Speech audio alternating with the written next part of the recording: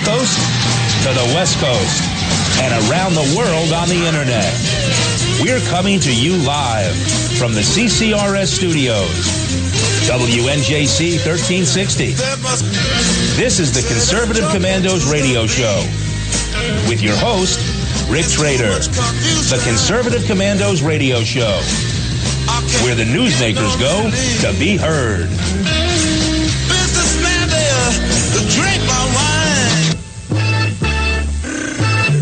You can call the Conservative Commandos radio show at 856-227-1360. Your opinion counts at 856-227-1360. This is Congressman Alan West, and you're listening to the Conservative Commando radio show.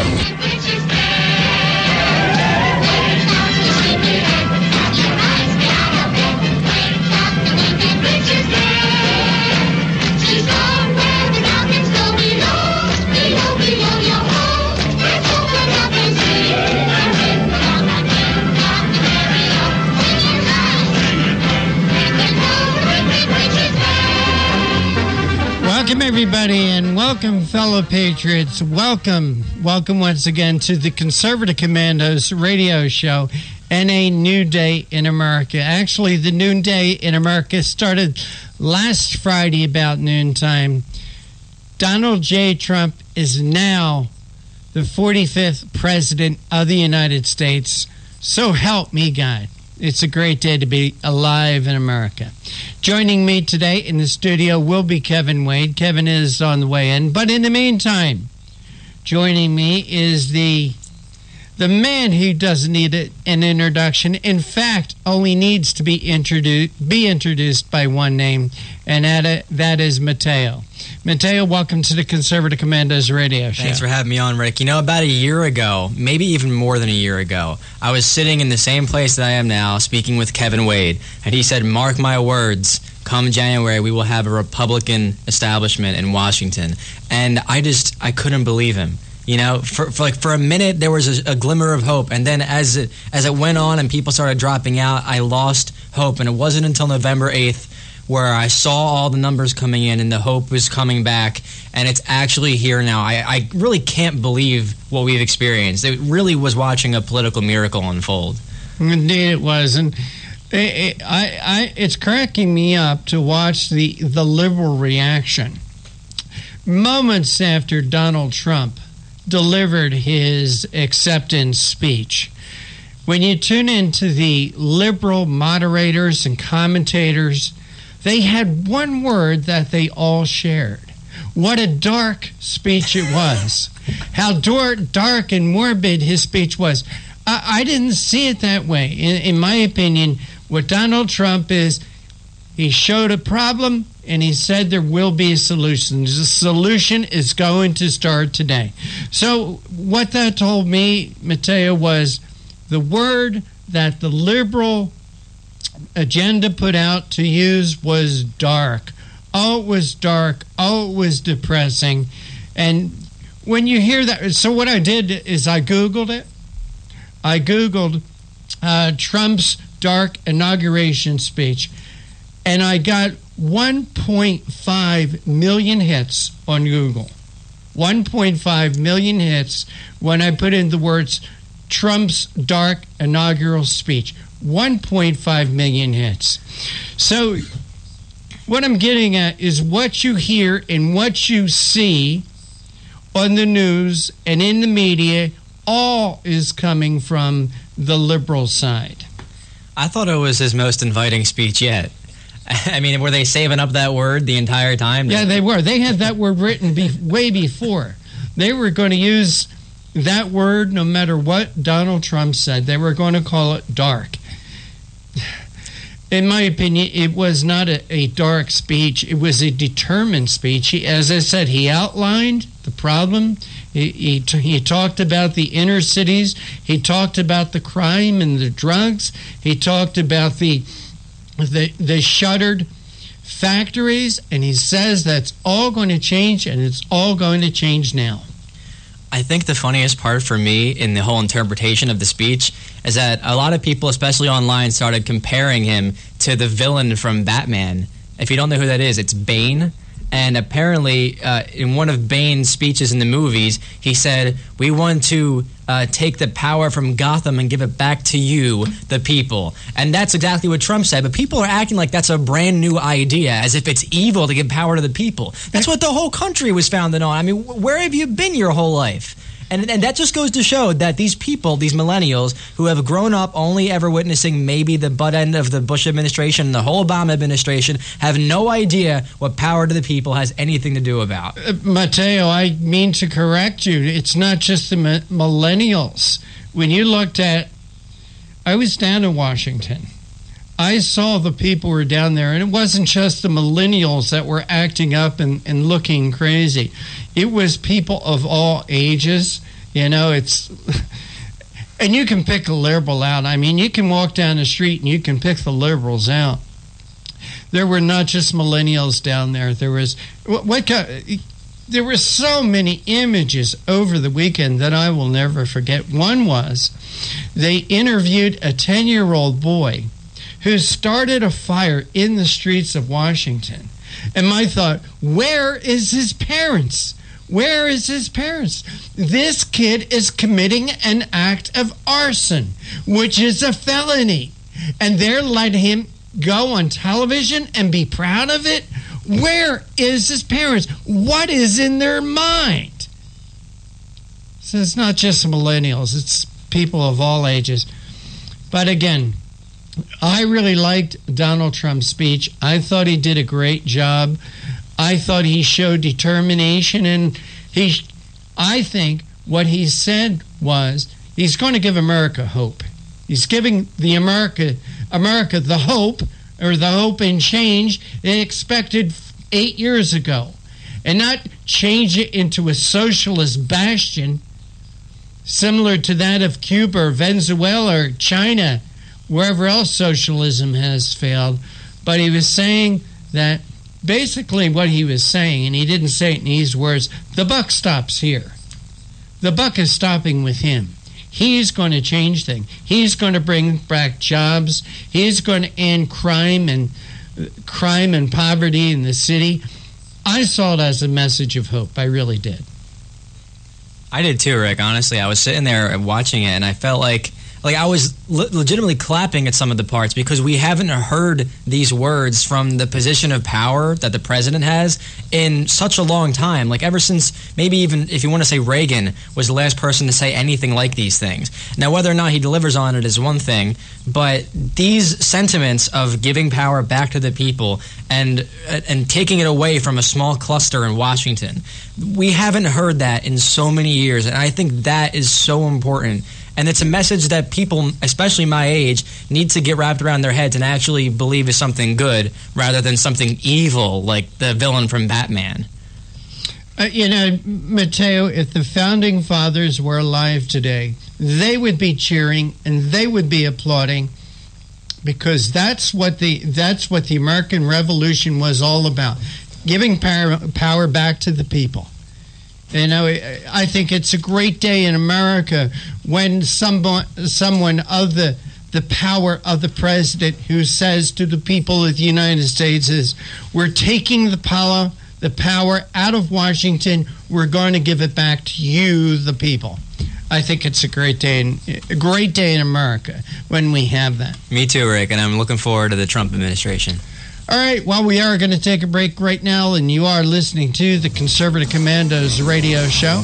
I'm Rick Trader. I'm going to be joined in the studio today by Kevin Wade, and we're coming to you from the studios of the Conservative Commandos radio network at WNJC 1360 in Philadelphia and around the world on the internet with American Patriots Broadcasting, TalkStream Live, SHR Media, K98 Talk, iHeartRadio, AM, FM 24/7. Today's show, like all our shows, is being brought to you by the First Amendment and protected by the Second. Kevin and I will be right back. I really don't care. That's my prerogative. They say I'm nasty, but I...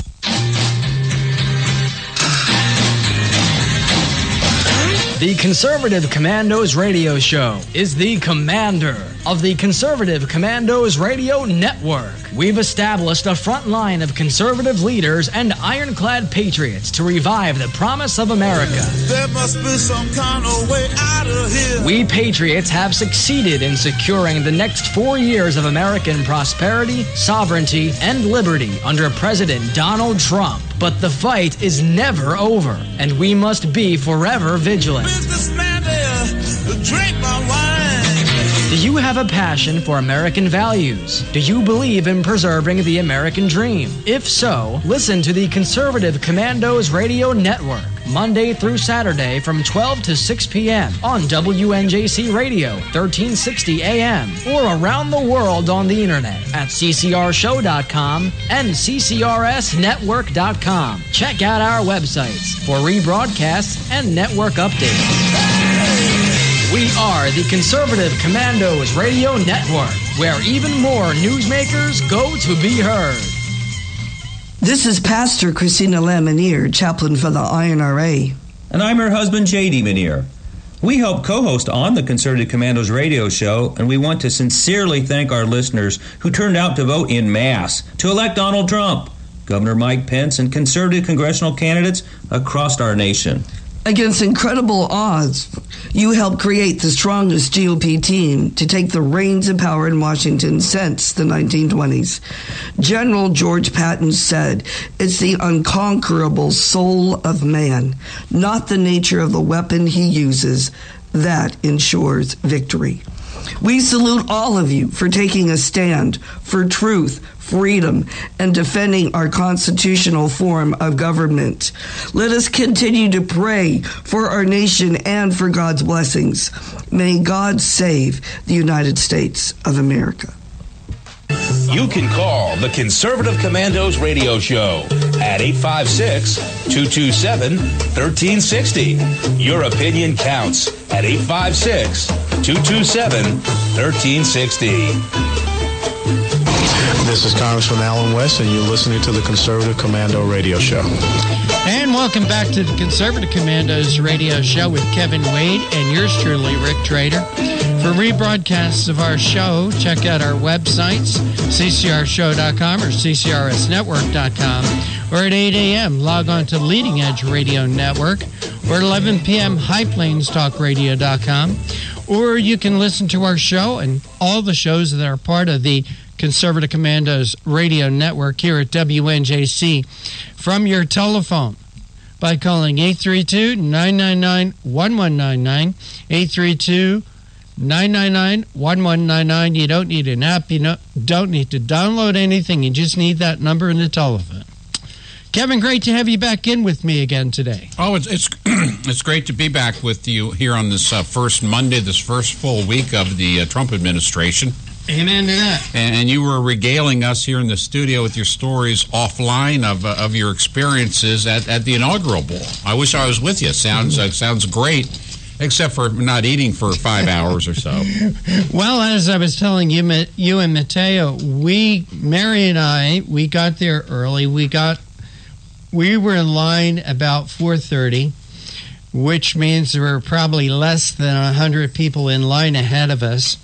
And the doors were supposed to open at 5. They didn't open until 5:30. But lo and behold, we found ourselves one of the very first people in the hall. Eventually, we were joined by and I kid you not, about 10,000 other people. And as we walked in, we thought we'd get the lay of the land. And, well, we walked to the center of the room, and we found ourselves right in front of the stage, center stage. And so we thought, well, we would just stand there. We didn't eat or anything, and we would just stand there and wait for Donald Trump to come out, which he did about 10 o'clock, which means we were Well, he didn't know you were there early. No, he didn't. He had a few other things on his mind, but we were very close to him. We were in about 20 feet of him, which was exciting. It was exciting to see him and his beautiful wife. What a beautiful wife. What a beautiful family. Vice President Pence was there with his family, and it was really quite an experience being part of history. You know, Kevin, I can remember when I was 10 or 11 years old, 10 years old, I guess, seeing the Kennedy inaugural ball. And on television. On television. And never having any idea 50 years later that I would be in a similar situation. But it was quite exciting.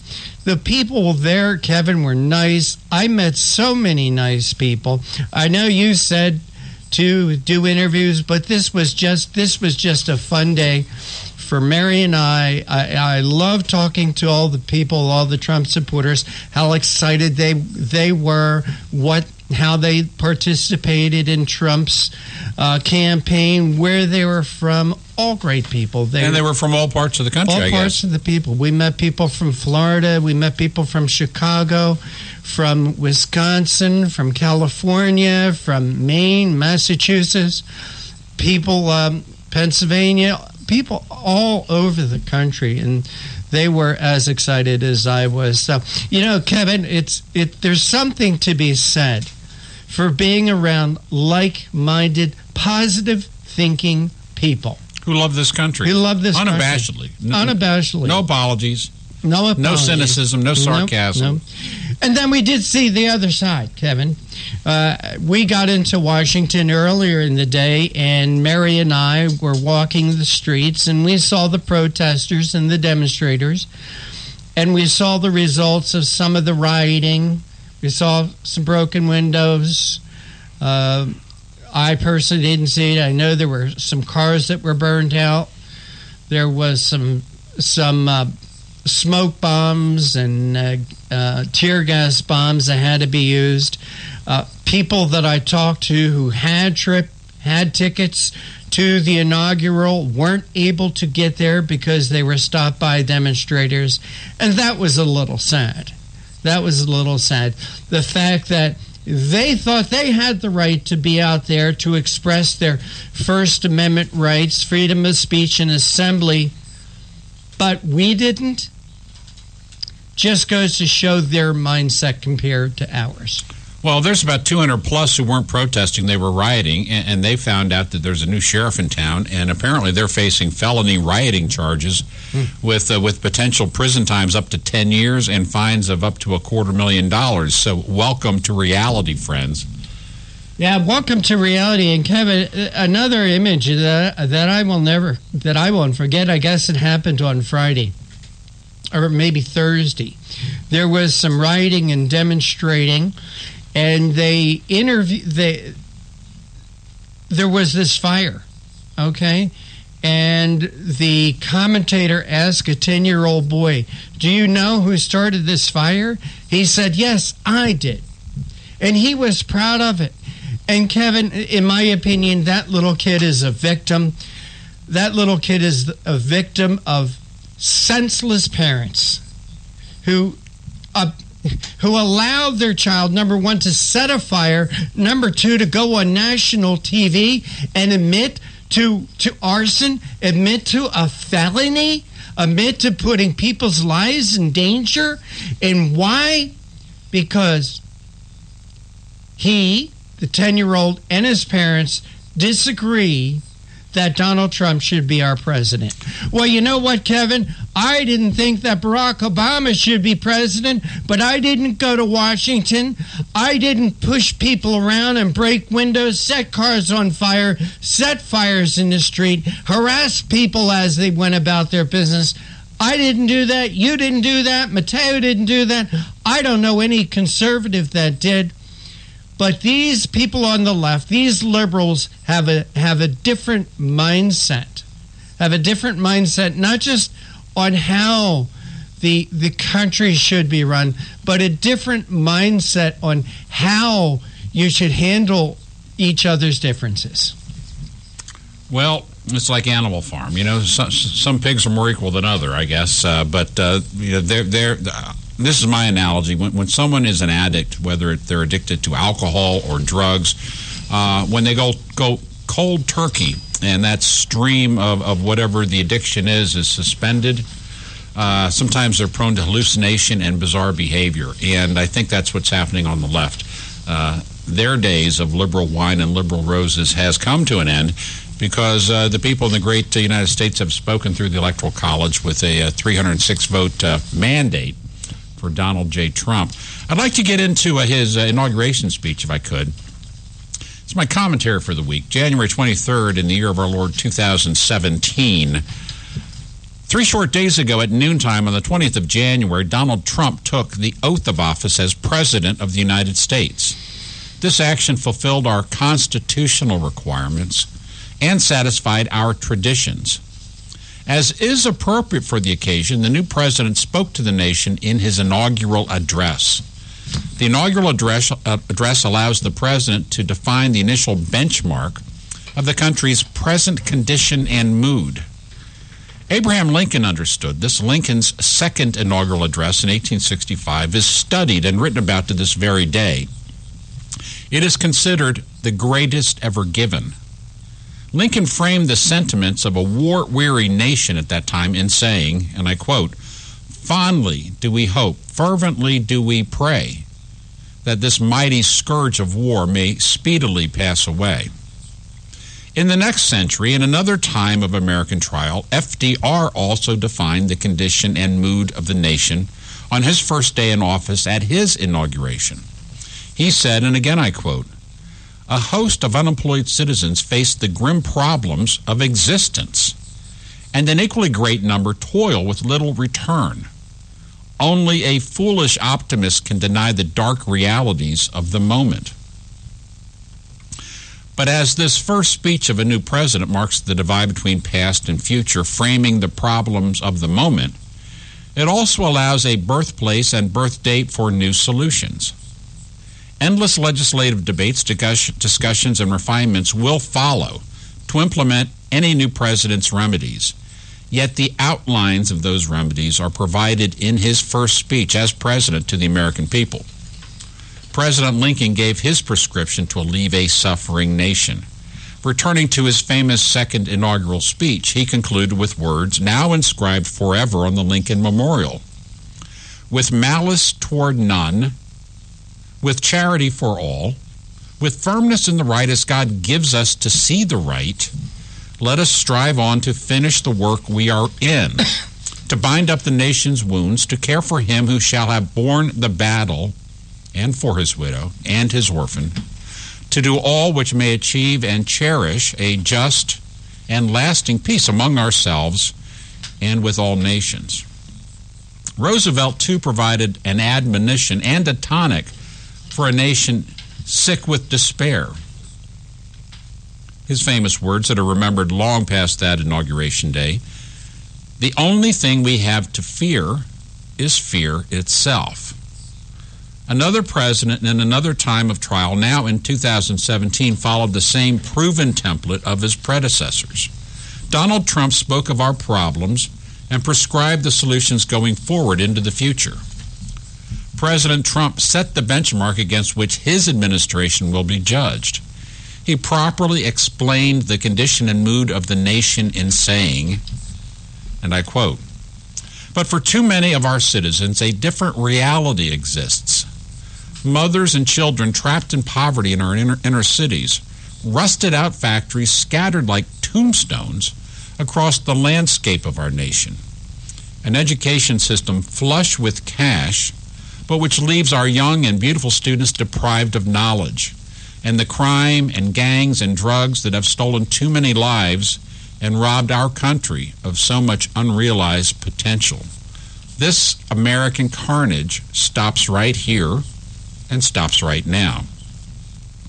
Giving the diagnosis, President Trump proceeded to give his prescription to cure the ailments of the country. "From this day forward, a new vision will govern our land. From this moment on, it's going to be America first. Every decision on trade, on taxes, on immigration, on foreign affairs will be made to benefit American workers and American families. We must protect our borders from the ravages of other countries making our products, stealing our companies, and destroying our jobs. Protection will lead to great prosperity and strength." And he continued, I will fight for you with every breath in my body, and I will never, ever let you down. The president's address was neither dark nor grim. Its most somber aspect was a true representation of the current life in too many communities here. The speech was clear and strong, typically Trumpian in that regard. It had moments of inspiration when he described a broad patriotism as the restored common value that will heal our divisions. He said, when you open your heart to patriotism, there is no room for prejudice. The Bible tells us how good and pleasant it is when God's people live together in unity. Whether Donald Trump's inaugural speech is valued in the future will be determined by the success of his visions. Historians will judge that, so will we. I do know for the first time in my memory, a president took office and pledged that I and mine, you and yours, will be first as Americans in all the work he sets out to do. That's reason aplenty to celebrate. I'm Kevin Wade, and that's the way I see it, Rick. Another great commentary, Kevin. We got to go to a break, and you are listening to the Conservative Commandos radio show with Kevin Wade and Rick Trader, coming to you live from the studios of the Conservative Commandos radio network at WNJC 1360, your flagship station in Philadelphia, and around the world on the internet with American Patriots Broadcasting, TalkStream Live, SHR Media, K98 Talk, iHeartRadio, AM, FM 24/7. Don't go away. On the other side, we'll have our first guest, Dale Ballast, CEO of Liberty Health Share. Yeah, that's my prerogative. They say I'm nasty, but I...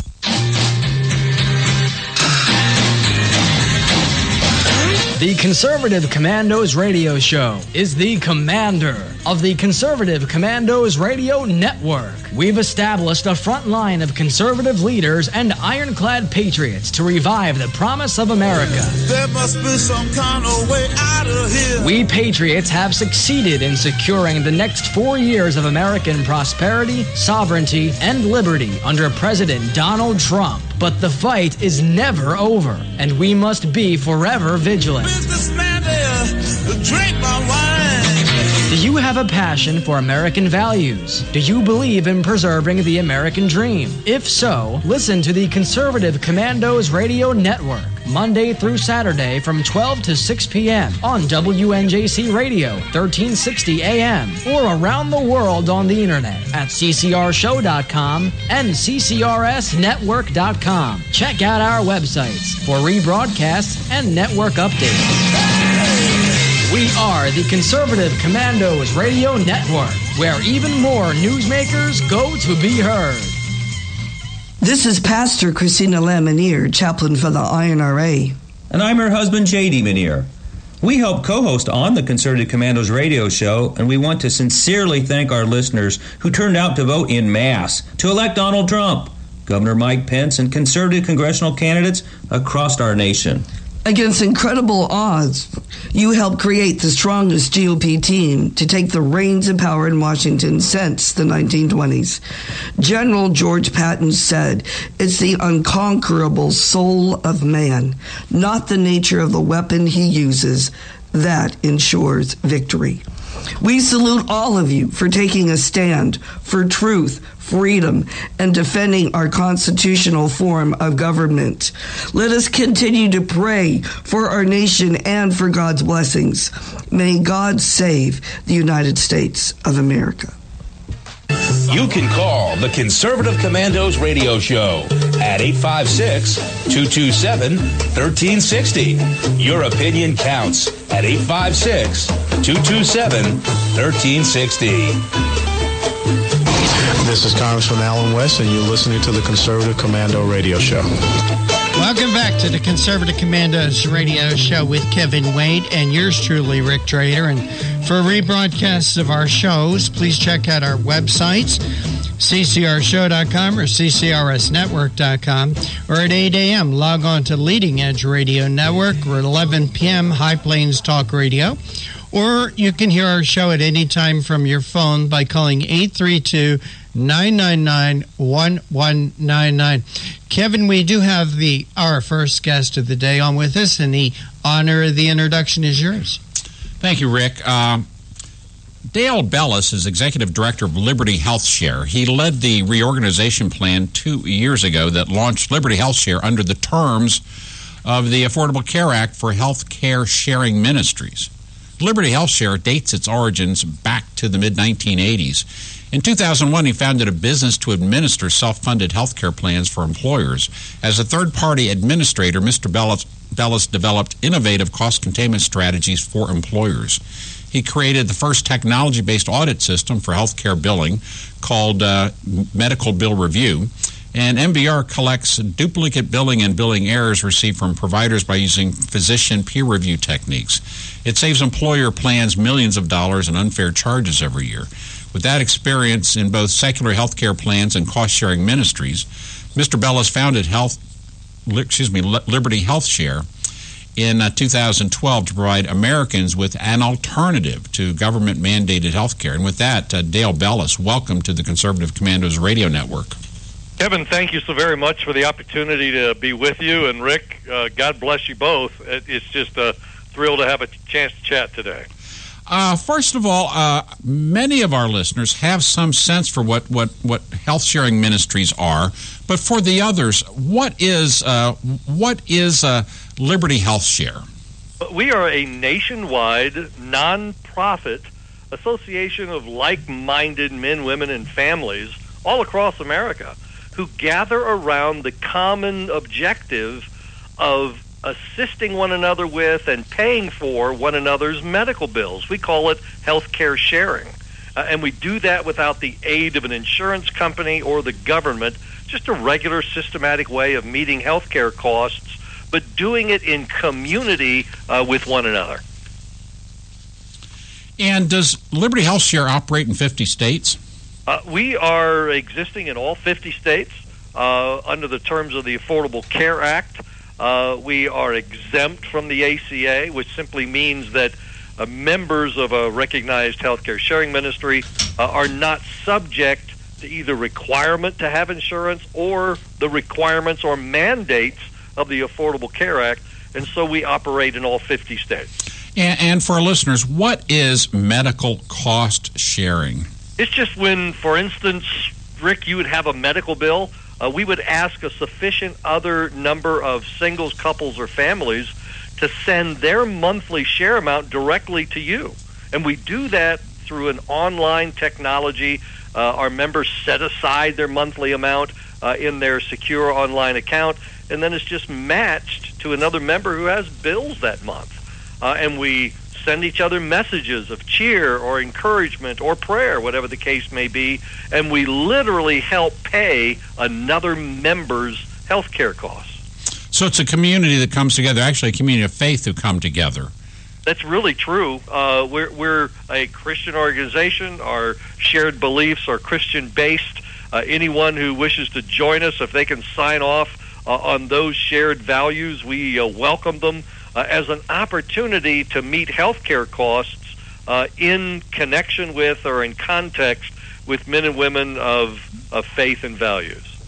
So how does it work? I mean, if I go to see a doctor, how do I show them that I'm a member of Liberty Health Share?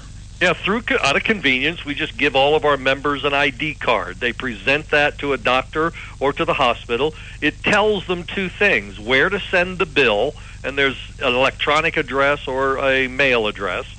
And secondly, it tells the doctor or hospital the basis on which we reimburse the services from a provider, from a doctor or a hospital, which is a fair and reasonable and honorable reimbursement payment to that provider. They send that bill, we process it, it shows up in your individual online account, and then we assign that cost to other members who are sending their share amount that month, and it would just land in your online account. We cut a check directly to the doctor and the hospital.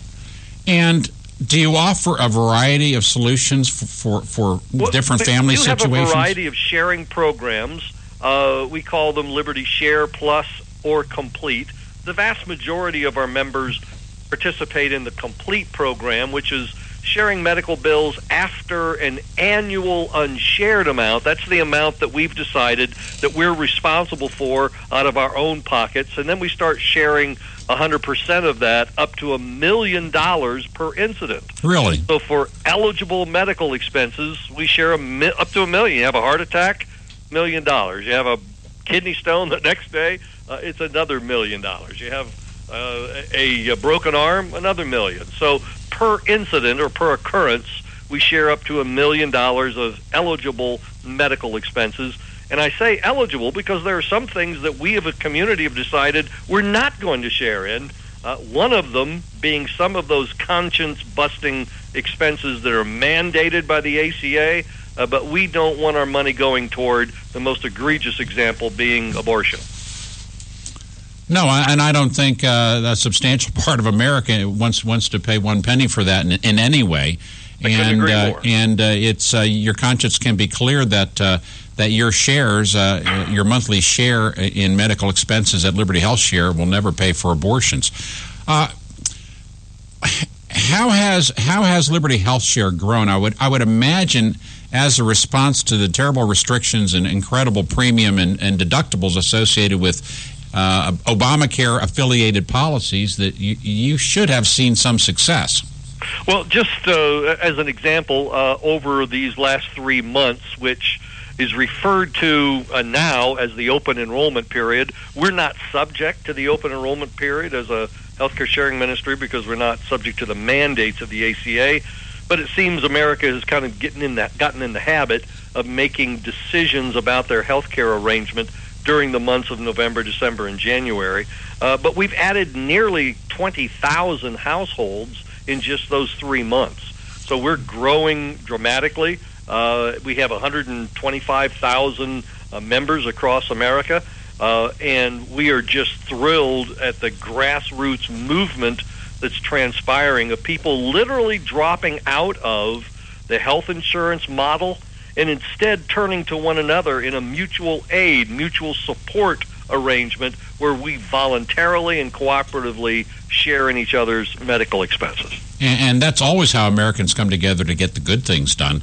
It really is an example of that, and you're exactly right. It's number one, the way healthcare used to get paid for generations ago, where communities would come together and help one another, and we have just simply taken that principle and launched it into a 21st century context with technology and connecting one another together, where you're really in connection like a true social community, standing with one another during some of the biggest crises of our lives.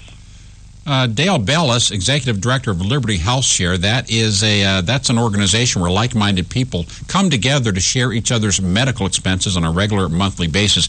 We're going into a break right now. Would you stay with us so we can continue this conversation on the other side? Oh, I'd be delighted to. Thank you for the invitation. And I'll give you a heads up. My first question is going to be, how in the world did Liberty Health Share and these health cost-sharing ministries escape the net of Obamacare?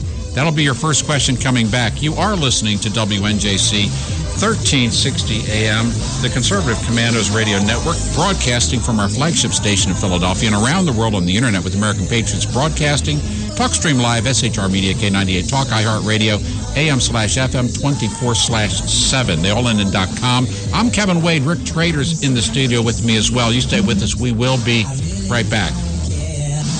That's my prerogative. They say I'm nasty, but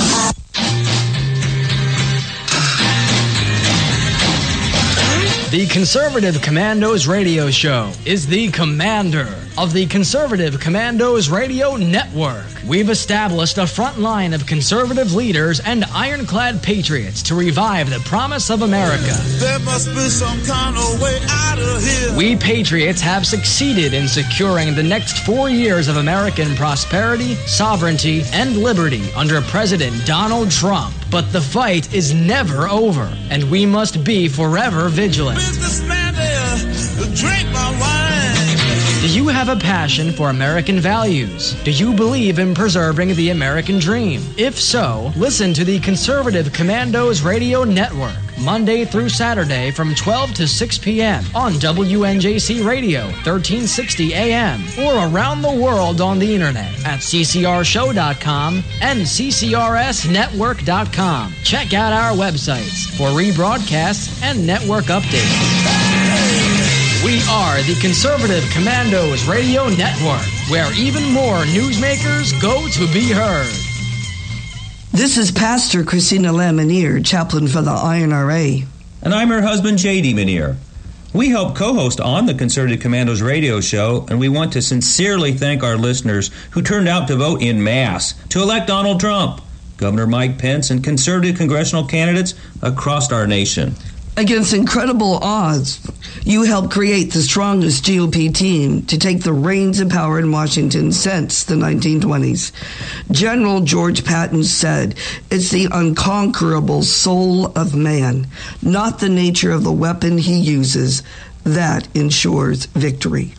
We salute all of you for taking a stand for truth, freedom, and defending our constitutional form of government. Let us continue to pray for our nation and for God's blessings. May God save the United States of America.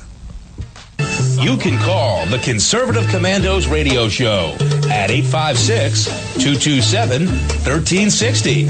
Your opinion counts at 856-227-1360. This is Congressman Alan West, and you're listening to the Conservative Commando radio show. Thank you, Colonel West. If you would like to hear a rebroadcast of today's show, please check out our websites, ccrsnetwork.com and ccrshow.com. Or at 8 a.m., log on to Leading Edge Radio Network, or at 11 p.m., log on to highplains.talkradio.com. Now you can listen to the Conservative Commandos from any phone, anywhere, by calling 832-999-1199. That's 832-999-1199. I've used it many times. It works well. Dale Bellis, Executive Director of Liberty Health Share, stayed with us through the break. And Liberty Health Share is a nonprofit organization of like-minded, in many cases, in fact, I'll say almost universally, faith-centered people who share each other's medical expenses on a regular monthly basis. And surprisingly, this common sense plan, which is to me just a reflection of how good things have gotten done in our country since the days of barn raising, escaped the clutches, and those are my words, of the incredibly complex Affordable Care Act of 2010, commonly known as Obamacare. Mr. Bellis, how did Liberty Health Share manage to avoid getting ensnared in that bureaucracy? At the time of the passage of the Affordable Care Act in 2009-2010, a number of healthcare sharing ministries rallied together, approached some of the legislators, and basically appealed to them that, number one, we were a group of faith-based individuals meeting our own health care costs, and that it would be really provide a religious exemption from a mandate if it violated religious conscience. And they agreed to do so. And they inserted into the Affordable Care Act an entire section that identified healthcare sharing ministries as being exempt from the ACA. So it was a true answer to prayer. It was a real courageous move on the part of those legislators, just recognizing that is the tradition in America. But unfortunately, after the ACA got passed, those mandates were enforced by a very aggressive and kind of antithetical administration that really wanted to enforce healthcare rules and mandates regardless of people's conscience. But the legislators were not nearly so resistant to the idea. Now, health sharing ministries have existed going back to, the 1980s? Did you mention that earlier? Well, healthcare sharing is a tradition that has existed for generations, particularly among small church groups like Amish or Mennonite. Sure. They have really modeled that pattern of meeting each other's health care expenses within community with one another. In 1982, it was the first opportunity in a modern setting for cross-denominational individuals to come together to share healthcare costs. Since then, a number of other healthcare sharing ministry groups have sprung up, and Liberty Health Share is a continuation, a relaunch of an existing health share group that's been in existence since 1995. My wife is from the healthcare community. She's a registered nurse, and in southeastern Pennsylvania, it's not unusual to run across Amish communities and Amish family members, and they actually do have a reputation that when one of theirs is ill and needs to be treated in a hospital setting, the entire community commits to paying the bill, and that transaction has been proven out for forever. And it's perfectly acceptable to hospital administrators because the Amish are always good to their word. And that tradition has continued with healthcare sharing as well. We are readily received and respected and appreciated by both doctors and hospitals. And our members, when they present their ID cards, doctors love it because it eliminates all of the red tape of the bureaucracy that they unfortunately have to deal with so frequently in our current world of healthcare. And the reimbursements that we send to doctors and hospitals are prompt and fair and honorable, and they receive those with gratitude because it just eliminates not only the bureaucracy but reestablishes the relationship that doctors long for, and that is the relationship between the doctor and the patient without being intruded upon by either government or medocrats. And so they love that reestablishment of the connection between the doctor and the patient, because in our setting, it's the patient managing, directing, and controlling their own health care, and that's really what Liberty Health Share provides. And that patient involvement also does a lot to contain costs, I would imagine. Well, it does, because number one, we are all self-pay patients responsible for our own care and our own treatment. We just simply choose to share those costs in community with one another. When it's your own money at stake, it changes behavior. It changes your mindset because you're evaluating those costs. You're checking out the treatment plan. You're eliminating unnecessary treatments because it's your pocket at stake. It's your pocketbook, and so consequently, we have tens of thousands of households who are the gatekeepers for those kinds of expenses, and consequently, we've been able to share those medical bills at a very efficient way. And I'm just looking through some literature about Liberty Health Share. Apparently, your overheads are about 12% or something like that. We have very low administrative costs because, again, we're nonprofit. We've eliminated and stripped out the profit motivation and provide that kind of facilitation of sharing in the least costly way possible. And so our target, it's the second year and after. The first year there are some startup expenses, but second year and after, our target is 12%, and we've maintained that over the course of the whole lifetime of our existence. Now, if one of your members calls with a question, they don't get routed to a call center in Bombay, do they?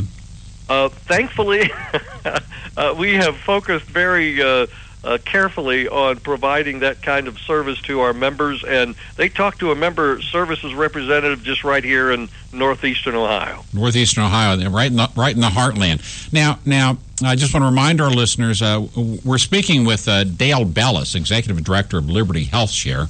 It's a health cost sharing ministry. It's a nonprofit organization for like-minded people who really share in each other's medical expenses on a regular monthly basis.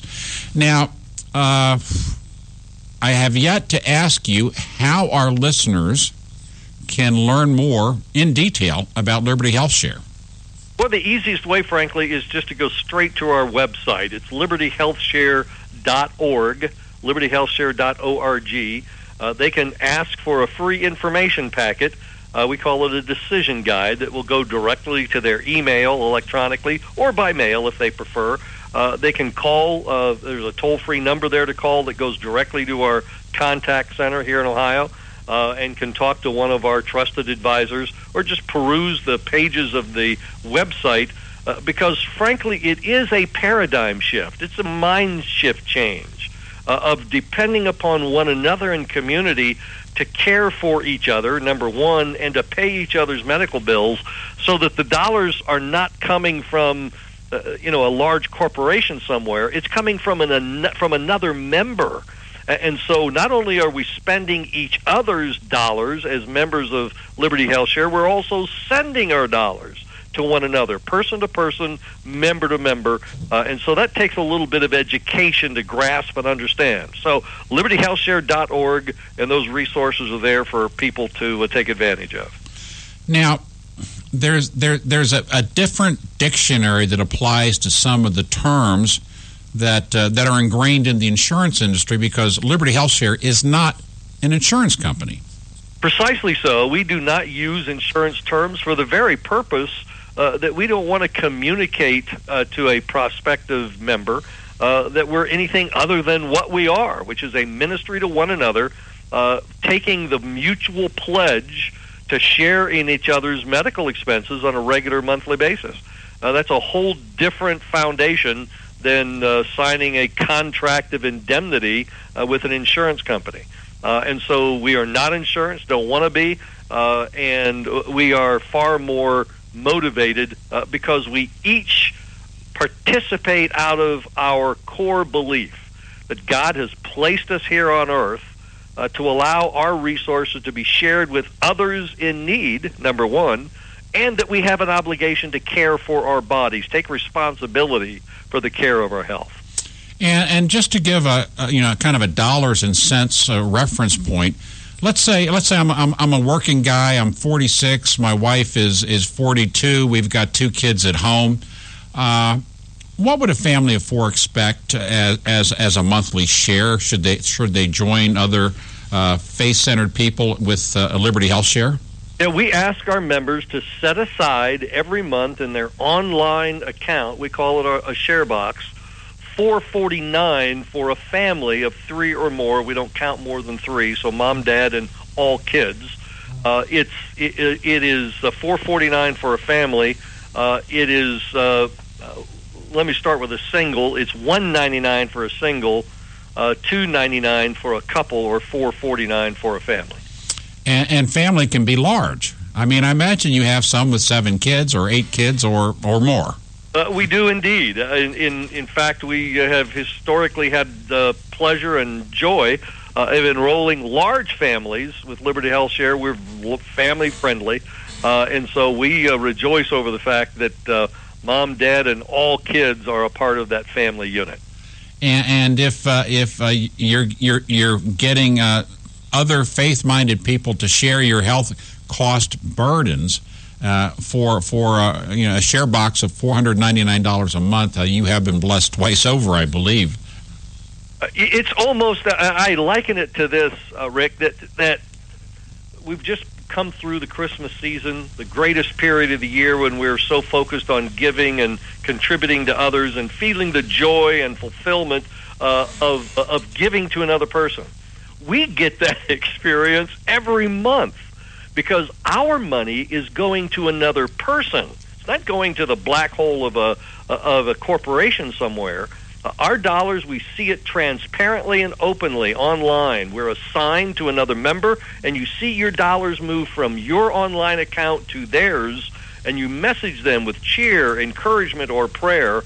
And so we're contributing to the need of another person, and that produces a sense of significance, of fulfillment, when you know my money is being used every month to assist another person who has a true need. Dale Bellis, Executive Director of Liberty Health Share. One more time before we go, tell our listeners how to learn more. Go to libertyhealthshare.org, libertyhealthshare.org. Phone number there to call our contact center. You can ask for free information, a decision guide, review the pages of the website. libertyhealthshare.org. Dale Bellis, thanks so much for being with us, and keep up the good work that you do. It is such a pleasure. Thank you for the invitation.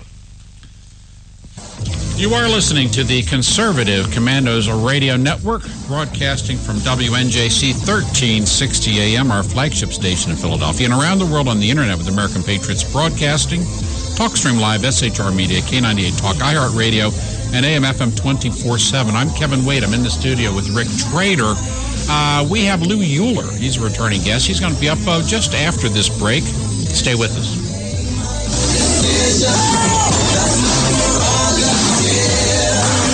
They say I'm crazy, I really don't care. That's my prerogative. They say I'm nasty, but This is Rick Trader, host of the Conservative Commandos radio show. And I'm John Forsyth, owner of WNJC Radio. Fellow patriots, the Conservative Commandos radio show is for conservatives, about conservatives, and by conservatives. We are patriots who want to take our country back from the likes of Barack Obama, Harry Reid, George Soros, and Nancy Pelosi. But we can't keep up this fight without your critical support today. Can you help? Please go to www.helpccrs.com right now and make a donation by credit card or PayPal. That's www.helpccrs.com. Our goal is to expose the liberal agenda and distortions. We are fighting to spread the truth about political issues, political leaders, and conservative issues and values. Our hosts are not paid. In fact, we buy our own airtime, studio time, and pay our own expenses. We created the show because we are trying to make a difference. So can you help the CCRS expose the truth in 2014 and beyond? Go to www.helpccrs.com. Help keep the Conservative Commandos radio show on the air by going to www.helpccrs.com and make a donation today to return our country to the conservative roots created by our founding fathers. If your health care has become a burden and you're worried about being stuck for another year, you have options.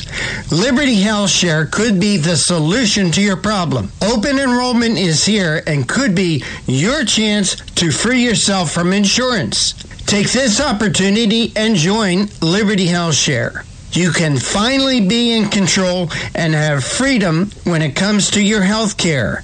Liberty Health Share offers an entirely open network, which means you choose your doctors and you choose your hospitals. Liberty Health Share offers freedom from insurance, meaning no tax-related penalties. To find out how you can easily make the change, call Liberty Health Share today at 855-585-4237. That's 855-585-4237.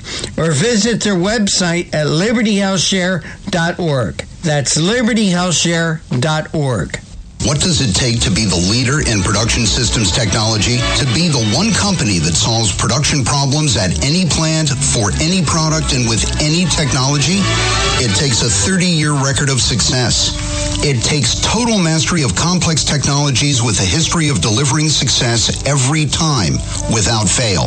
Only one company can claim that high ground in manufacturing line optimization, data automation, and systems integration, and that's Philadelphia Control Systems. In factories worldwide, Philadelphia Control Systems programs, software, and engineering solutions deliver optimal performance and output flow with a record that can't be matched. Any plant, any product, any technology. Philadelphia Control Systems, the leader in production automation since 1982. 800-335-9811. PCS4automation.com. That's PCS, the number 4, automation.com.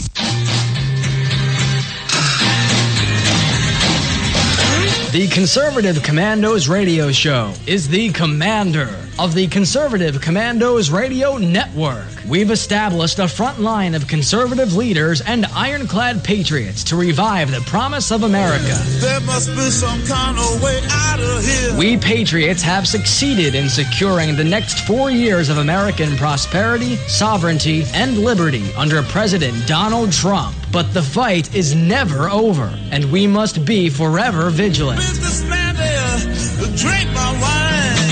Do you have a passion for American values? Do you believe in preserving the American dream? If so, listen to the Conservative Commandos Radio Network, Monday through Saturday from 12 to 6 p.m. on WNJC Radio, 1360 AM, or around the world on the internet at ccrshow.com and ccrsnetwork.com. Check out our websites for rebroadcasts and network updates.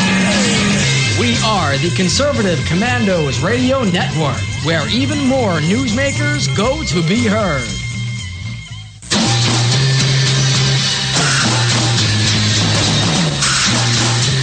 From the East Coast to the West Coast and around the world on the internet, we're coming to you live from the CCRS studios, WNJC 1360.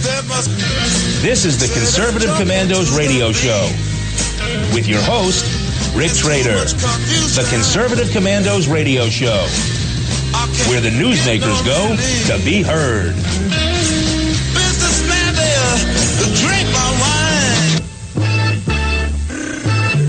You can call the Conservative Commandos Radio Show at 856-227-1360. Your opinion counts at 856-227-1360. This is Congressman Alan West, and you're listening to the Conservative Commando Radio Show. You are listening to the Conservative Commandos Radio Network. I'm Kevin Wade. I'm in the studio with Rick Trader. It is the first happy Monday in the age of Donald Trump. It is the 23rd of January in the year of our Lord 2017. If you'd like to hear a rebroadcast of today's show, please check out our websites, CCRS Network and ccrshow.com, or at 8 a.m. log on to Leading Edge Radio Network, or at 11 p.m. log on to highplainstalkradio.com. And you can listen to the Conservative Commandos from any phone by calling 832-999-1199. Rick, there's huge, as I would say these days, huge change in the air. And one of the welcome changes for almost everyone is President Donald J. Trump is planning to make significant rate reductions and tax code simplifications. And to speak to what this means to our economy, I've invited to rejoin us, because he's been on our show before. I've invited Lou Euler. He's the founder and president of the National Tax Limitation Committee. It's one of the nation's leading grassroots taxpayer advocate organizations. They have offices in Sacramento, out in the West Coast, as well as in Washington. And Lou Euler is well known among members of Congress and legislators in states across the country as someone who keeps fighting the battle on our behalf. And he's written numerous articles and opinion pieces, including Red State Uprising, How to Take Back America, and also Setting Limits, Constitutional Control of Government. And that book includes a foreword by his friend, the late, great Milton Friedman. That was published back in 1989. Lou Euler is one of the lions of the conservative movement, in my opinion, and we are very fortunate to have him with us today. Lou Euler, welcome to the Conservative Commandos. Kevin, it's always great to join you on your program. You bet. Now, you have been fighting the good fight to keep tax rates low, lower, and lowest since you were on the Ronald Reagan team back in Sacramento. We now have a low tax rate friendly president who gives all appearances of having the energy and the willpower to see his campaign pledge through to realization. What will that mean to this country? Well, we think it will cause explosive growth. And what Trump is doing, and what Paul Ryan and his team in the House have been doing, is charting the new course following the lead of Reagan in 81, 82, etc. And it is not only simplifying the tax code and reducing rates, it is also eliminating a substantial burden of government regulation. It is getting a handle on spending that is absolutely out of control. As you know, during Obama's time, food stamp use doubled from 24 to 48 million people. And so every aspect of fiscal responsibility has been dashed on the progressive rocks. And now Trump and Ryan and company are really very much on the same page. The only difference is a slight difference in the proposed corporate tax rate. Ryan wants to bring it from its current 35%, which is highest in the industrialized world, down to 20%. Trump wants to bring it to 15%. And I think it's important for us in the course of the discussion here on your program to talk about what corporate taxes really are, who really pays them, and why we should be so concerned about them. Well, let me put on my radical left hat and say, what's wrong about soaking these big companies and getting those punitive profits that they've taken from the working people? What's wrong about having high tax rates? Well, what we have to recognize, and studies worldwide have confirmed, and even some relatively non-conservative economists, some more liberal economists, Larry Kotlikoff at Boston University, etc., have confirmed that corporations do not pay taxes, they collect them. They collect them from three sources: from the workers in lower wages and in foregone jobs, from the customer by charging higher price for the good or service of that corporate structure, and thirdly by the owners, the shareholders, in lower dividends. But by far and away the biggest bang of that corporate tax is borne by workers. Up to 90 cents out of every dollar of corporate tax in reduced wages. And when you add the current corporate tax structure in America, which is double taxation. Not only is let's say a foreign corporation, an American corporation doing business in a foreign country, not only are they taxed by that country at its tax rate, but upon the return of the results of that to America, the 35% tax is imposed here. As a result, American corporations doing business offshore have been holding their cash offshore. We're now nearing $3 trillion of money that could come home, could create jobs, could provide capital for activities here in the U.S. that stands offshore. So we are on the brink of making major changes if we have finally a rational approach to corporate earnings. Has any tax rate been thrown around relative to bringing home those stranded profits overseas? Now, I'm sorry, I didn't quite hear that. Has any? I mean, at the moment, if Honeywell wants to bring back profits from Denmark, they're going to be taxed at a 35% corporate rate.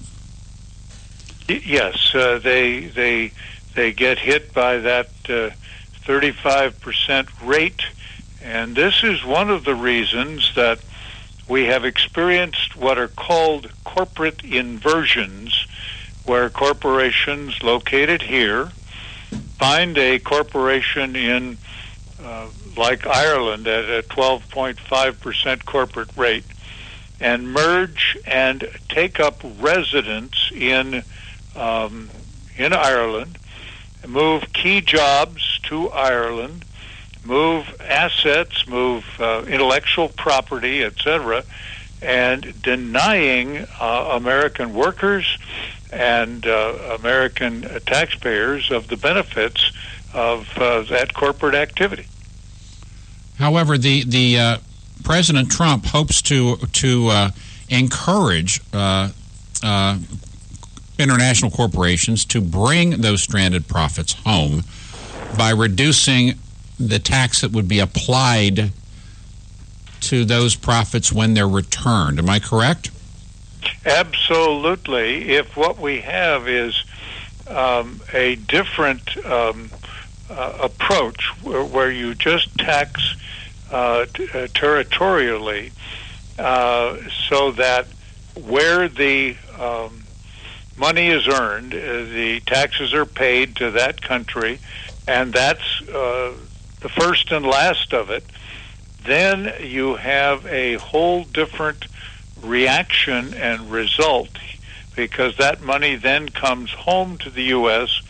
and gets invested for job creation and new corporate activity.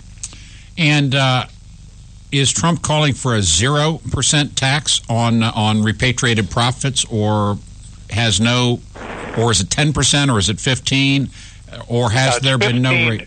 He's calling for a 15% corporate tax, and so that would just free up incredible amounts of. And if we combine that with what Trump is urging for deregulation of domestic energy production here in the U.S., now that it's confirmed through the fracking activities here, etc., that the U.S. is the number one source of energy in the form of natural gas, oil, and coal. And if we can develop that effectively, our competitive advantage with European companies, for example, that pay a very high price for their energy, we will see a transfer of corporate locations, jobs, economic activity from all around the world to the United States with a combination of good regulatory reduction and good tax rate reduction. Well, if this country is, as I see it, the modern cradle of representative democracy, meaning a true republic, since 1776, or actually 1789-90, with the U.S. Constitution, we've also been likewise a cradle of thriving, prosperous, free enterprise and capitalism. And when we return to those roots, we'll also return to the kind of prosperity that those activities provide everywhere in society. It absolutely. And then the another major area that Paul Ryan is looking at, and that Trump has spoken of, is to change the entire so-called safety net program structure of America, where we impose a work requirement. Let me take you back to 1996. Lou, can I interrupt you for a second? I'd like you to hold that thought, because I want to have our audience hear your discussion. But we've got to do, Free Enterprise, a little business right now, and take a break. Would you stay with us so we can continue the conversation? Oh, of course. Lou Euler of the National Tax Limitation Committee is with us. He's talking about the ramifications and implications of President Donald Trump's proposed tax policies on America. He's staying with us. You stay with us, too. We're coming to you live from the Conservative Commandos Radio Network studios, WNJC 1360 AM, our flagship station in Philadelphia.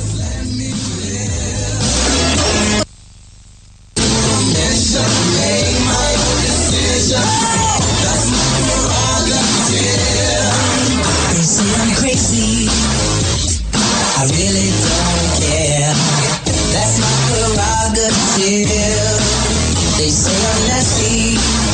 but I...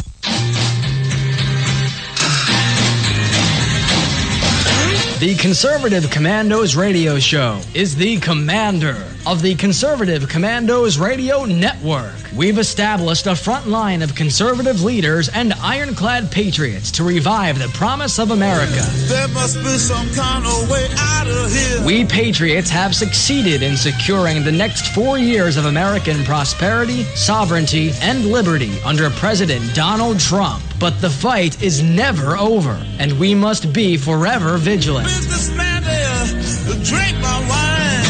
Do you have a passion for American values? Do you believe in preserving the American dream? If so, listen to the Conservative Commandos Radio Network, Monday through Saturday from 12 to 6 p.m. on WNJC Radio, 1360 AM, or around the world on the internet at ccrshow.com and ccrsnetwork.com. Check out our websites for rebroadcasts and network updates.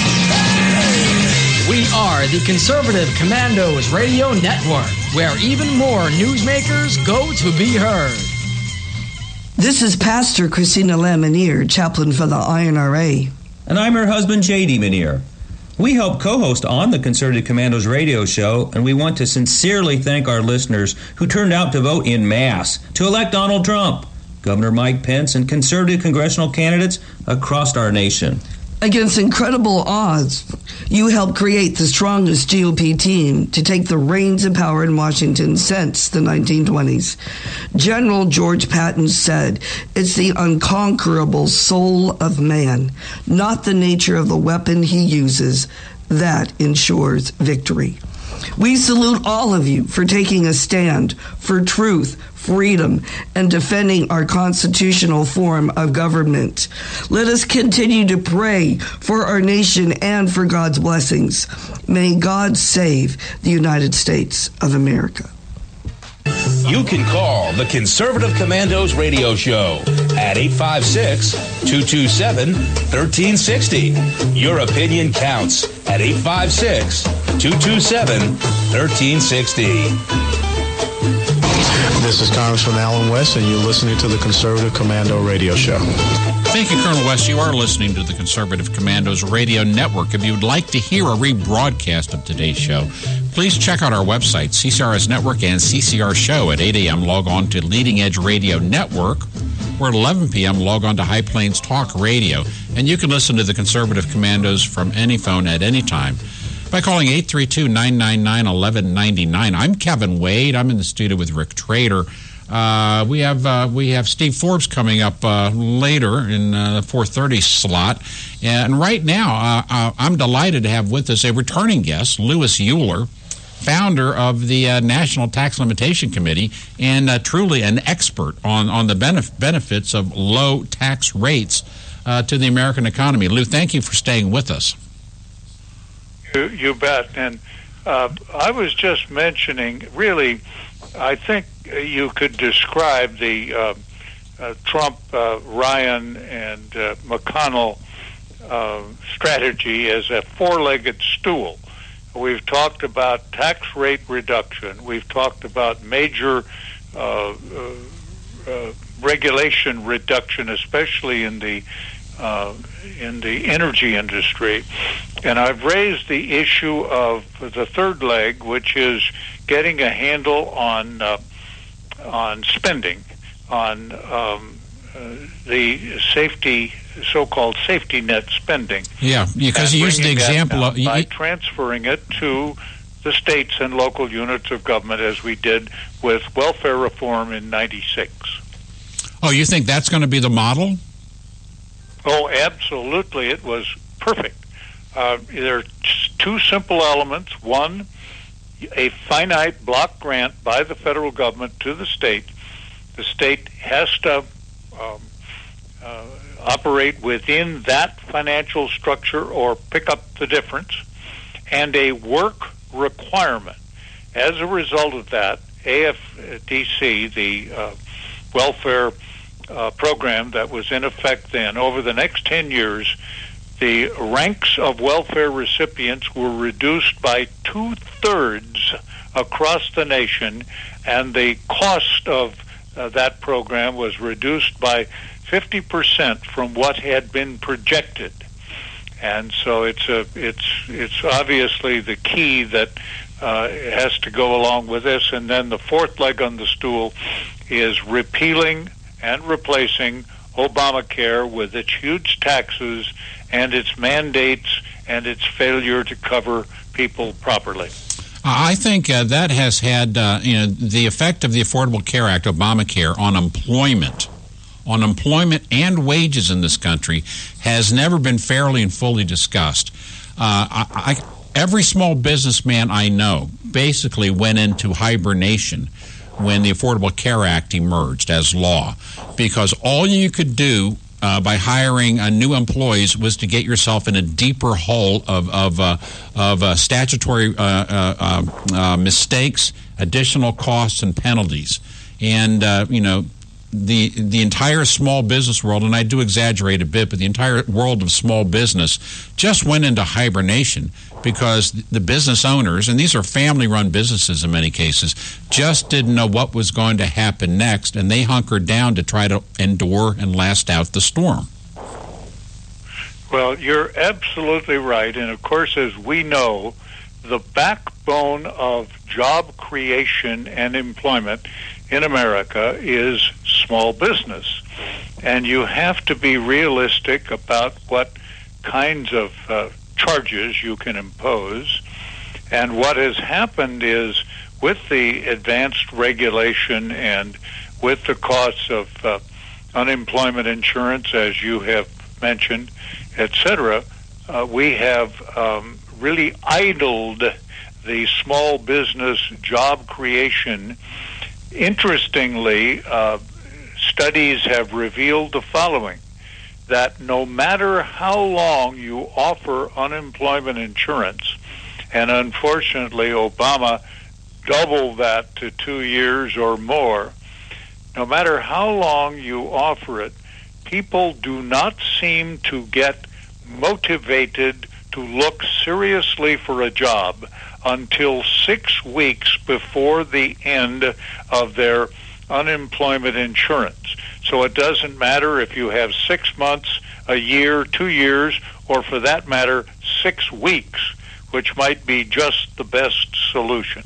Well, Lou, I actually read a summary of a study about unemployment insurance, as we would call it, in either Sweden or Denmark. And in that country, it was one of the Scandinavian countries, you were, by law, able to collect for 4 years. That's 48 months. And they found it was only in the last 3 or 4 months that there was any activity on the part of the unemployed to truly go seek employment. And so that confirms exactly what you're saying. Basically, the duration of unemployment benefits will be the duration of almost the entire duration of time that some people will use to really pursue finding another job. Now, you're absolutely right. And, as the center of gravity of social conscience has diminished in America, and more people are willing to accept public support and go on SSI disabled forever, why we have to look out for the incentive systems that we need to employ to put people back into the workforce. And one of the problems we're facing at the nation is the diminution of the size of the workforce of America. And it is absolutely clear, all studies reveal, that you have to increase the size of the workforce in order to assure the right level of economic growth. And the key thing that Trump is looking at, that Ryan is looking at, is all the studies that confirm that economic growth rate is what is key. Ronald Reagan moved from the Carter era of essentially zero growth to an average of 4% plus per year growth. What is interesting is we have been confronting with Obama 1.5% if we're lucky. And yet, when you look at it, what you find is if you can achieve and sustain a 4% economic growth rate per year, you double the size of the economy, the economic base, every 17 years in America, which creates a wealth machine for American citizens and workers that is unprecedented worldwide. And that is the key to ensuring that each successive generation does better, because we are a bigger and better and more prosperous place. Quickly, we're at the end of the segment. Lou, how can our listeners learn more about the National Tax Limitation Committee and perhaps lend a hand? They can come to our website, which is limittaxes.org, and we have a number of studies up there. We have taken all 6 studies that Paul Ryan and his team in the House have produced on each of these separate subject areas, and then we've added studies on education, on Social Security reform, on all kinds of things that are essential to the survival and the explosive growth of our nation in the future. Lou Euler, founder and president, National Tax Limitation Committee, thank you so much for being with us, and thank you so much for all that you do. You bet. Thanks so much, Kevin. We're coming to you live from the Conservative Commandos Radio Network studios, WNJC 1360 AM, our flagship station in Philadelphia, and around the world on the internet with American Patriots Broadcasting, TalkStream Live, SHR Media, K98 Talk, iHeartRadio, and AM/FM 24/7. I'm Kevin Wade. Rick Trader's with me. You stay with us. We've got Steve Forbes coming up on the other side of the break. They say I'm crazy. I really don't care. That's my prerogative. They say I'm nasty, but I...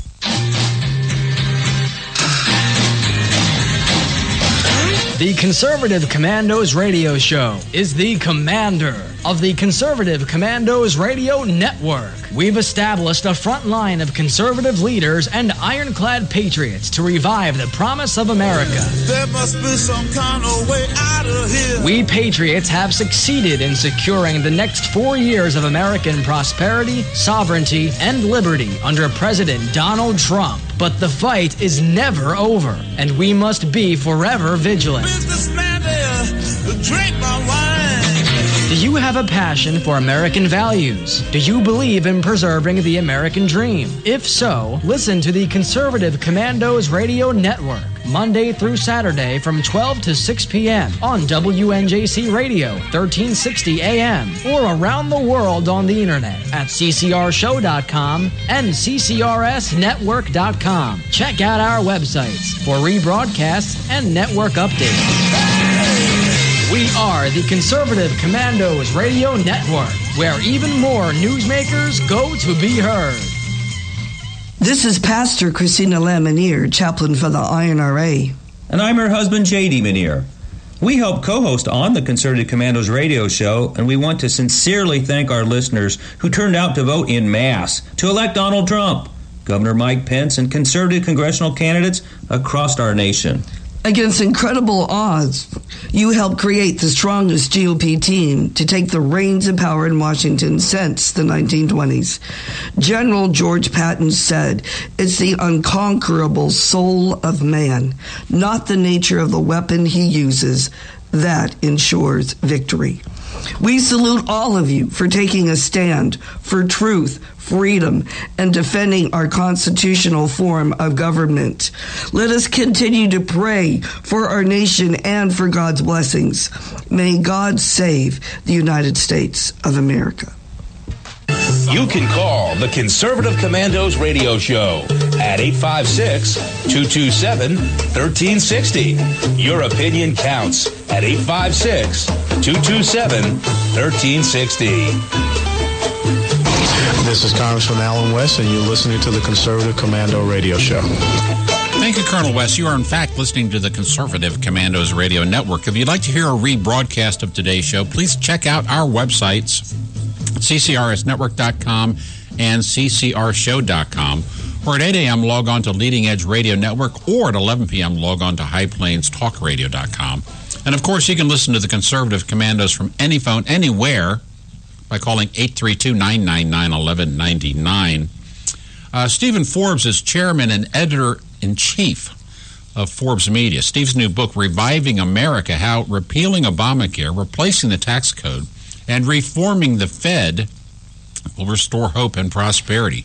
That's co-authored by Elizabeth Ames. We had, here in the studio, the pleasure of meeting Steve at CPAC, I believe, last year.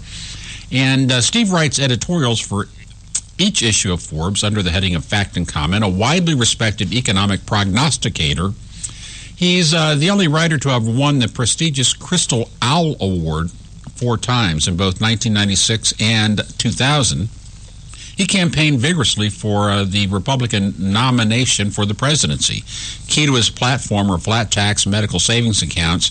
You know what? I'm reading this platform, and how different would our world have been if we had governed under these policies. Just let me jump right to the interview. Steve Forbes, welcome to the Conservative Commandos. Good to be with you. Thank you. Hey, we are looking at a new world here, and you've got some politically, and you have a column at OMG! Exclamation point. House Republicans are preparing to hit consumers with a horrible new tax. What's that all about? Well, what the congressional Republicans are trying to do is put in this thing they call the border adjustability tax, which is in effect a sales tax on stuff we bring into stores like Walmart, Walgreens, Target, and Kmart, and others. It's equivalent of a 20% sales tax. And Republicans say they need it to finance. It'll hurt American consumers, take out $100 billion a year from American consumers, more than $100 billion a year. And Republicans say they need the money for other tax cuts. But that begs the question, why bring in a new tax like the kind that Europeans have, like the value-added tax, to finance other tax cuts? Just cut the taxes. Don't bring in a new tax. It's going to hurt the American people, especially middle-class and working Americans, to the tune of $100 billion a year. For example, it would raise the price of gasoline 30 cents a gallon. That's ridiculous. Why would it raise the price of gasoline? Because oil refineries in this country still use over 7 million barrels a day to turn crude oil into gasoline. And if you have a 20% tax on the import of crude oil, then that's going to be passed through at the gas pump, and it's estimated it'll be 30 cents a gallon. So we're going to take tens of billions of dollars out of the pockets of the American consumer. And even more amazing is that the Republicans want to subsidize sales to consumers in other countries. Let's say you sell a $1 million piece of machinery to Iran.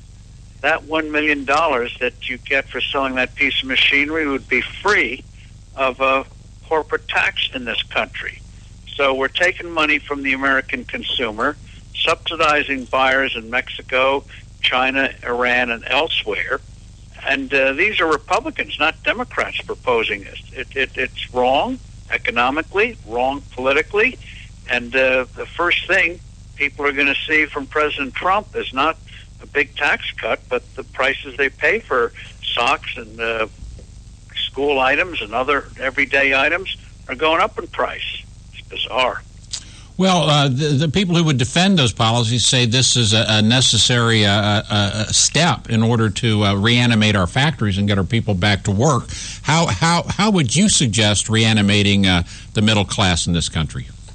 Well, you don't reactivate and help the middle class by taking more money out of their pockets, which is what this tax would do. No, that's fair enough. That's why the other day Trump expressed extreme skepticism about this tax, because he didn't understand why it was necessary. And the way you do it is by doing the way great tax cutters like Ronald Reagan have done in the past. You slash tax rates across the board. Trump wants to cut the corporate tax rate down to 15. That would be great. You get rid of other taxes like the death tax. You get raise exemptions for people. So there are basic ways you do it, but you don't do it by raising the price of everyday items to the American consumer. What do you say to people who say this is simply trying to restore some balance to offset some of the abuses that some of our trading partners have engaged in? Well, our trading partners put in this kind of tax. Usually it's called a value-added tax. So this is what these Republicans, these establishment Republicans are proposing, is that we duplicate the abusive practices of our trade partners. So countries put on a huge sales tax, equivalent of a sales tax, and they then rebate it at the border if you sell it to someone in another country. So Republicans are saying, well, if they abuse their consumers, we should do the same thing, raise prices for our consumers, and then subsidize buyers in other countries. That's not the way you go about reviving this country. The value-added tax has been the key reason why Europe, which until they put in these VATs in the late 60s, early 70s, European growth rates were about the same as the U.S. Their government spending proportionately was about the same as the U.S. Then they put on these regressive taxes, and their growth rates plummeted. And if we want to be like Europe, then by golly, that's the way to go.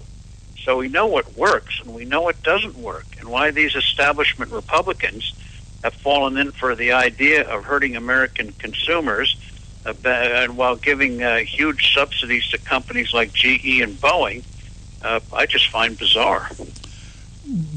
But it's clear that GE and Boeing get huge subsidies because they invest well and wisely in the U.S. Congress, I guess. I mean, that's very cynical, but that's the way, well, a whole lot of voters saw it in November. This is where President Trump is breaking with the past.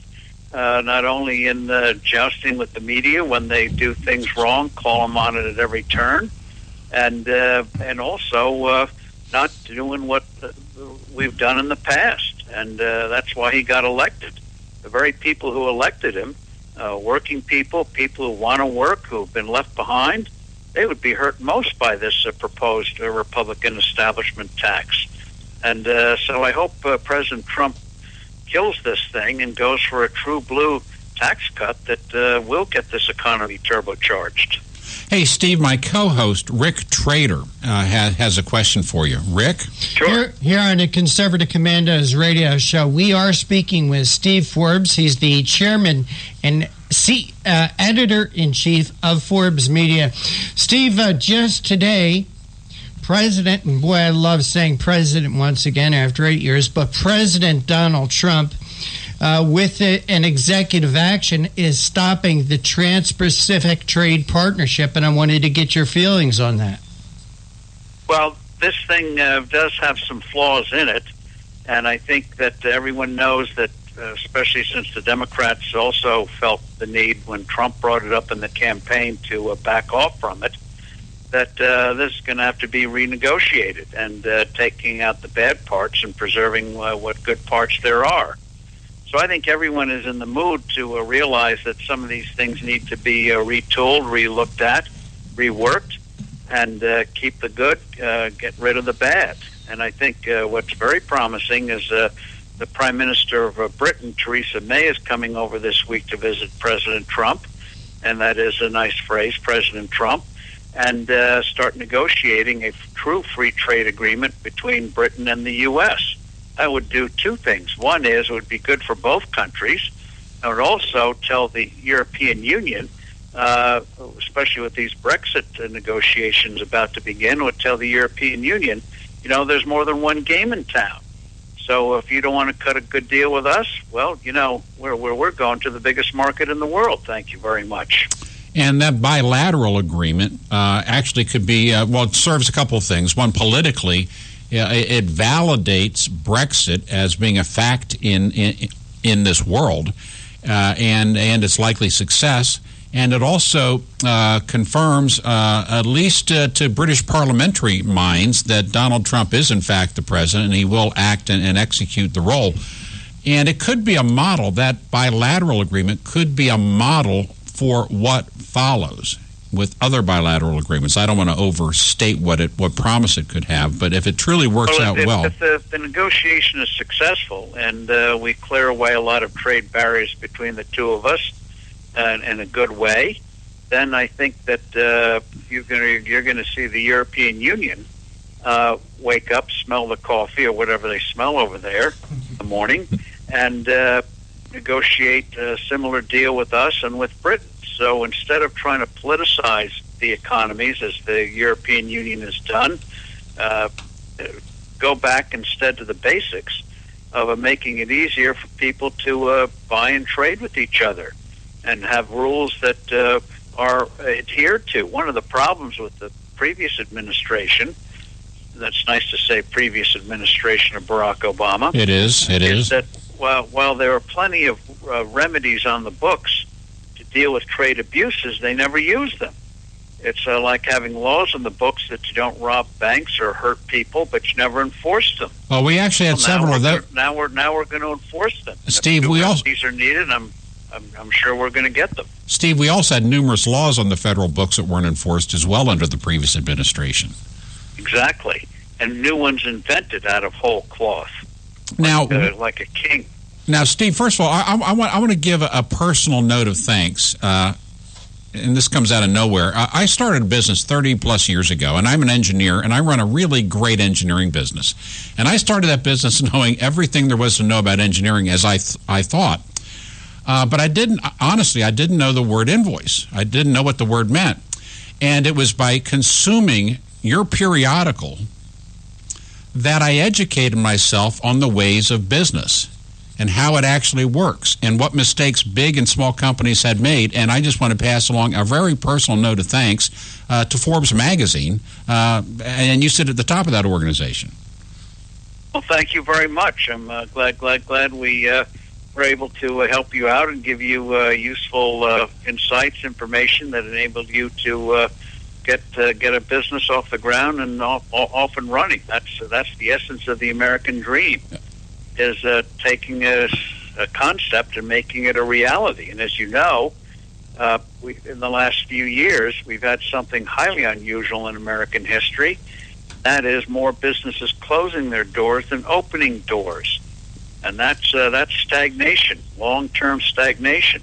So that's one of the hopes with the new administration, is with a good tax cut, slashing away regulations. I loved it when the president said today that he hopes to get rid of 75% of them, and also reforming health care. Boy, that's a very powerful combination.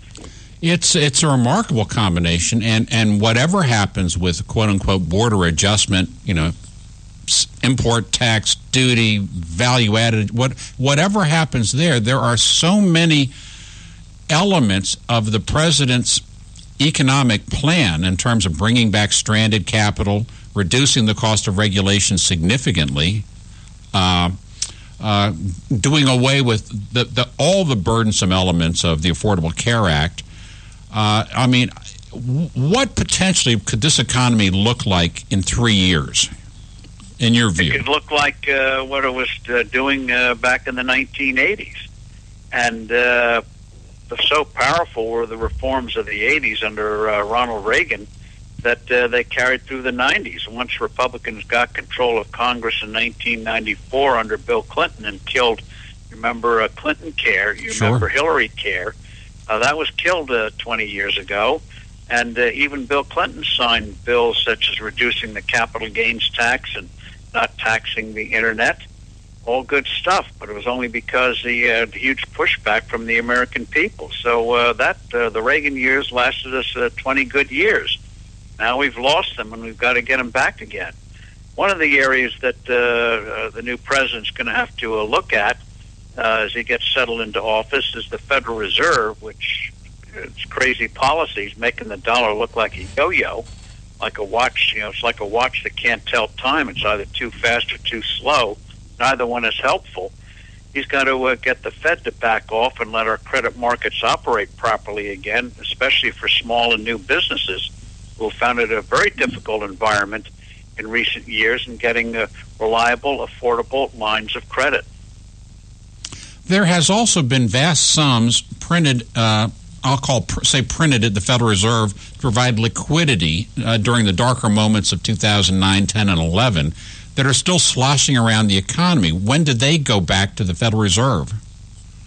Well, what the Fed should do, the Fed is seize those assets. You know, the Fed's balance sheet today, the Federal Reserve's balance sheet today, is about $5 trillion. They've seized, in a way, almost $4 trillion of assets from the American economy in terms of bonds and mortgage-backed securities. And no one gave them permission to do it. They're sitting on it. So what I'd like to see them do is, one, stop manipulating interest rates. That's a form of price controls. Let borrower and lender determine that. And second, reduce the size of their bloated portfolio.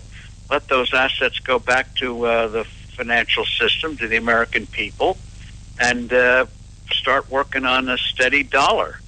And otherwise, they could be the big fly in the ointment if they mess up. So the new President Trump's going to have to start looking and issuing orders to the Fed.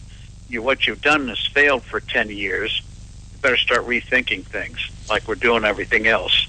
Steve, where should the dollar be? I mean, for some years now, we've heard folks in Washington talk about we need to lower the value of the dollar so we can export more and be competitive. And I've also heard arguments we want to have a stronger dollar so that we don't import a lot of inflation, so to speak, and our dollar is sound and can be trusted around the world. How do you see it? Well, the dollar should have a steady value, and the way you do it, it's very highly unfashionable today in economic circles. But the way you do it is the way we did it for 180 years, for the first 180 years of our country's existence.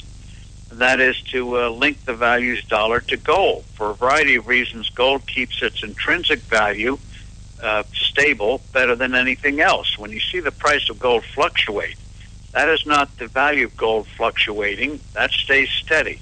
It's the value of the dollar that is fluctuating, the value of the yen that is fluctuating. So for 180 years, we kept the dollar steady. It's like having 12 inches in a foot, 60 minutes in an hour.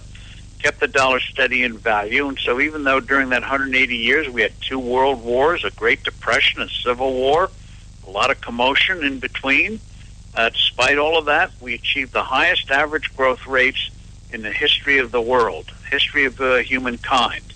And since then, since we've allowed the dollar to be a plaything of politicians and bureaucrats, our growth rate, average growth rate, has fallen. If we had maintained that 180-year average growth rate since the 1970s, our economy today would be 50% larger.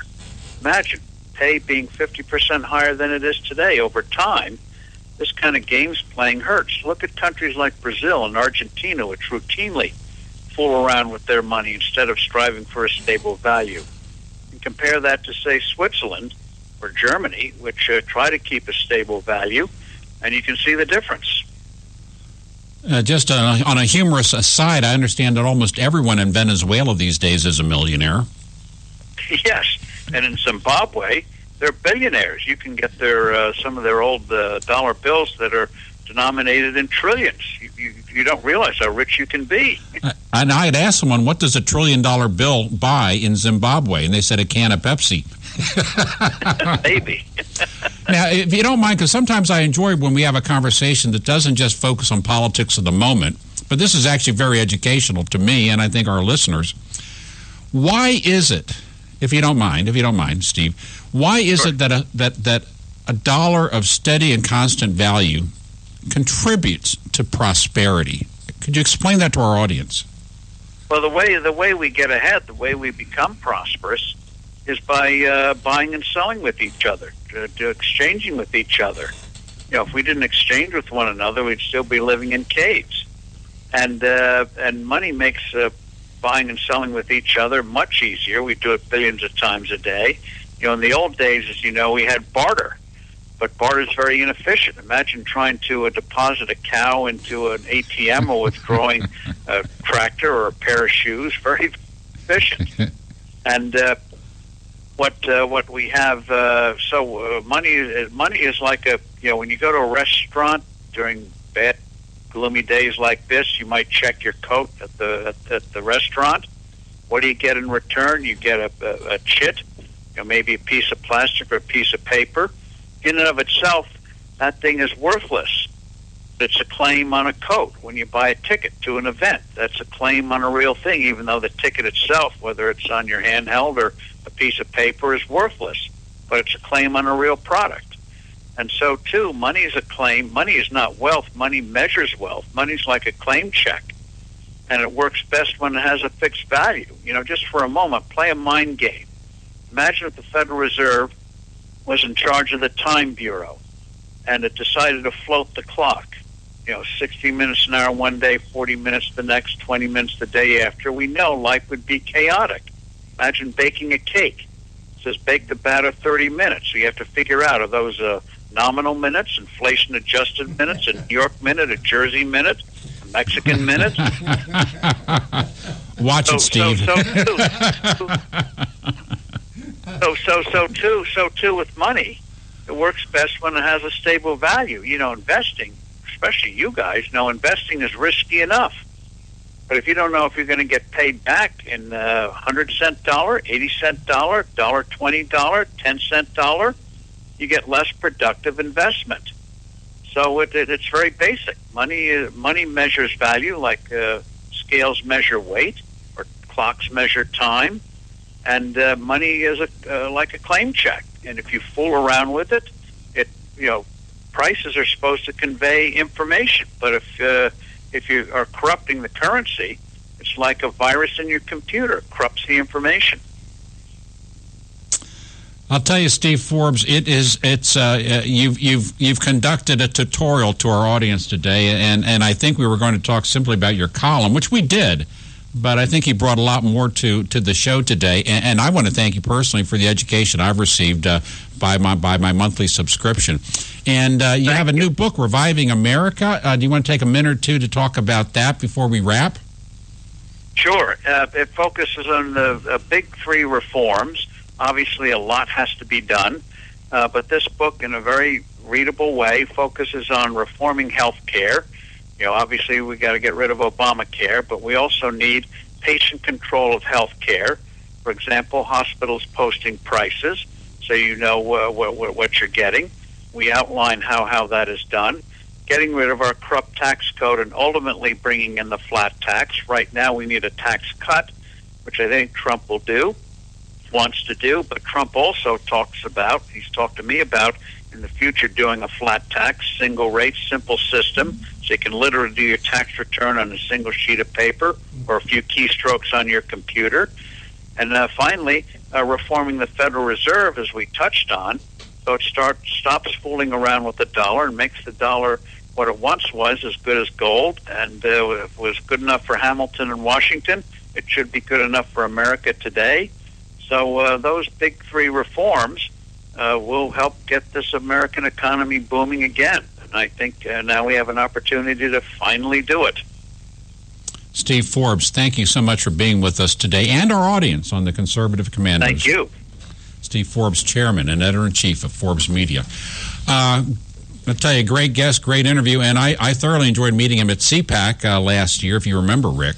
Absolutely, and actually we had three great guests today, and that's the hallmark of the Conservative Commandos radio show. And, Steve, I'm sitting here, I'm listening to you talking to Steve Forbes, and it's an education each and every day that I come into the studio listening to our guests and learn so much from people like Mr. Forbes. I'll tell you, if you had Jesus on the phone, I don't want to talk to him about fishing, okay? He has things to teach me I can't learn other places. And I don't mean to be disrespectful, but Steve Forbes is a giant of American free enterprise. Indeed he is. And it's that time, Rick. It's been a great show. It's wonderful to be on the radio with Conservative Commandos and able to say President Donald Trump. Amen to that. And with that, perhaps some of our prayers have been answered. We still need prayer. We still need work. God bless each and every one of you, and may God save the United States of America.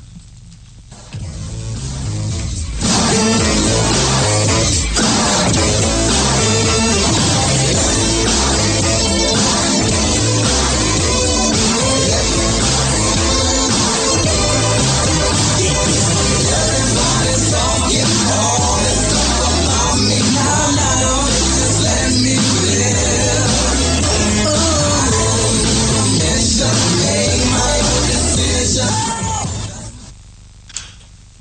I'm Kevin Wade. Conservative Commandos is happy to welcome Liberty Health Share as a sponsor. Liberty Health Share is a community of health-conscious Americans who practice long-standing Christian principles in sharing health care costs.